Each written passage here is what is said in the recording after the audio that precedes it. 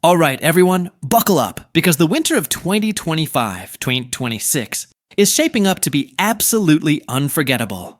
From everything I'm seeing in the latest weather models and long-range patterns, we're staring down a season that could rival the legendary winter of 2013-2014. And let me tell you, Old Man Winter is coming early this year, and he's not planning on leaving anytime soon. Right now, if you're in the Midwest or around the Great Lakes, get ready. Within the next week, we're going to see a dramatic shift as Arctic air plunges south from Canada, sending temperatures crashing 20, even 30 degrees below what's normal for late October. Minneapolis, Chicago, Detroit, Cleveland, you're all about to feel it. And this isn't some quick cold snap. This is the opening salvo of what's going to be a relentless winter. By the end of October, overnight lows will be dipping into the teens and low 20s. Highs will barely scratch the 30s, and the Great Lakes are already starting to chill rapidly. A perfect setup for lake effect snow to run wild this season. It's a scene straight out of October 2013, when winter decided to arrive ahead of schedule and never really left. As we move into late October and November, winter isn't easing up. Up in the northeast, the mountains of Vermont, New Hampshire, and Maine will see their first real snow accumulating by the end of October, with 3 to 6 inches possible in the higher elevations. But November is when things get serious. A parade of coastal storms is going to march up the eastern seaboard, dumping snow across the interior northeast. Boston could see a staggering 12 to 18 inches just in November. New York City 6 to 10 inches, Philadelphia 8 to 12. And that's only the beginning. Buffalo? Brace yourselves. 35 to 45 inches are on the table thanks to relentless lake effect bands off Lake Erie. Syracuse and Albany will be buried too, with Portland, Maine racking up 15 to 20 inches. This is winter, announcing itself with authority. By the way, if you'd like specific weather forecasts for your region or city, please leave them in the comments. I'll answer them individually as time allows. Also, if you like the video and subscribe to my channel, you'd be very grateful. Now let's move on. Meanwhile, the Midwest will be ground zero for early winter chaos. Chicago and Milwaukee are staring down 15 to 24 inches of snow in November. Detroit 14 to 20. Minneapolis could see 20 to 28 inches. St. Paul similar totals. And Des Moines and Omaha won't be spared either. Up in Michigan's Upper Peninsula, we're talking 40 to 55 inches, with some areas near Marquette possibly surpassing 60 inches. If you thought November was just a teaser month, think again. This is a full-on winter assault. The Rockies and Mountain West aren't going to be quiet either. Denver is looking at 18 to 25 inches in November, and Colorado's resorts could easily see 50 to 75 inches. Salt Lake City and the Wasatch Mountains are in for heavy accumulation as well, with Montana and Wyoming taking early season snow to extremes. Even traditionally milder areas like Pittsburgh, Indianapolis, and Kansas City will feel the bite, seeing snow totals far above normal. When December hits, we're going to see the full force of winter unleashed.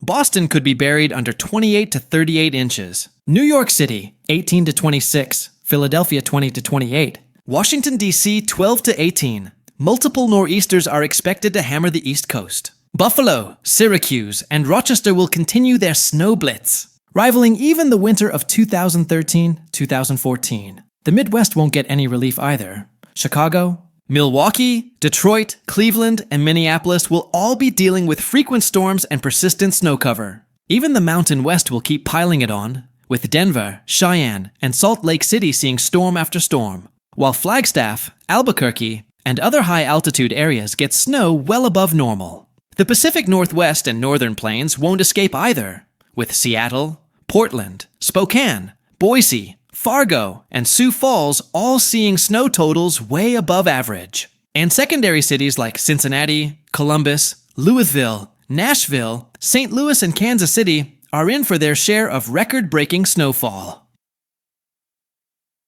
Come January, winter doesn't take a vacation. Boston, Providence, Hartford, New York City, Philadelphia. They'll all see significant snow accumulation, while Buffalo and Syracuse continue their relentless onslaught. The Midwest is in for another punishing month, with Chicago, Milwaukee, Detroit, and Minneapolis seeing high totals, while temperatures stay dangerously cold for long stretches. Even Indianapolis, St. Louis, and Des Moines are staring down above normal snowfall. The Mountain West and ski resorts will keep celebrating. But unusual snow will even creep into southern cities like Memphis, Little Rock, Dallas, and Atlanta. A reminder that this cold pattern isn't just sticking to the north. February will see winter refusing to let go, with continued snowfall in the Northeast, Midwest, and Mountain West. Boston, New York City, Buffalo, Chicago, Minneapolis, Detroit, Denver, and Utah's ski areas all continue to pile up snow, with the cold stubbornly hanging on. And even as February closes, early March is likely to bring additional snow events, extending the season into what could be a full 6-month marathon of winter. By the end of the season, some of our major cities could be looking at staggering totals. Boston might see 85 to 110 inches, Buffalo 155 to 210, Syracuse 135 to 180, New York City 50 to 75, Philadelphia 55 to 80, Chicago, Milwaukee, Minneapolis, Detroit, and Cleveland could all top 65 to 105 inches. Denver, Salt Lake City, and Flagstaff will all see snowfall far above normal as well. This winter is shaping up to echo the epic 2013-2014 season. Early arrival, persistent cold, relentless snowfall, but with its own unique intensity. Lake effect snow will run at full throttle. Coastal storms will be frequent visitors, and above normal totals will be the rule, not the exception. What you're seeing on your screen right now is one of the most powerful systems we've tracked in years. This is Major Hurricane Melissa, and it's already showing signs of becoming a truly historic storm. Jamaica, I'm talking directly to you. This is shaping up to be a catastrophic event for your island. We're talking about a storm that has rapidly intensified in a way that even seasoned meteorologists are stunned by. Just 24 to 36 hours ago, this was a tropical storm. And now, here we are, staring at a Category 4 monster with a real shot at hitting Category 5 before landfall. That kind of explosive development is the stuff we talk about in textbooks, not something you expect to see in real time. Unfortunately, it's happening right now. Jamaica is already feeling the outer bands of this system. And over the next 3 to 4 days, the entire island will be battered by this storm, with 24 to 36 hours of full-on, life-threatening hurricane conditions. This isn't just another strong storm passing through the Caribbean. This is the worst-case scenario. Jamaica has never in recorded history taken a direct hit from a Category 4 or 5 system.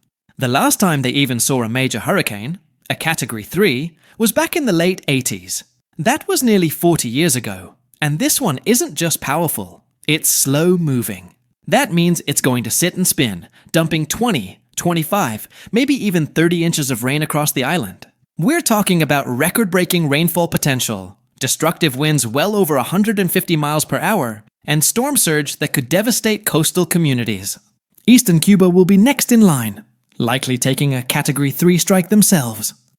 And after that, we'll see ripple effects extending into Haiti, the eastern Bahamas, and even the Turks and Caicos Islands. This storm is targeting densely populated regions, and it's heartbreaking to say it. But this really is the kind of hurricane setup you never want to see. Slow, intense, and hitting areas that can't afford this level of impact.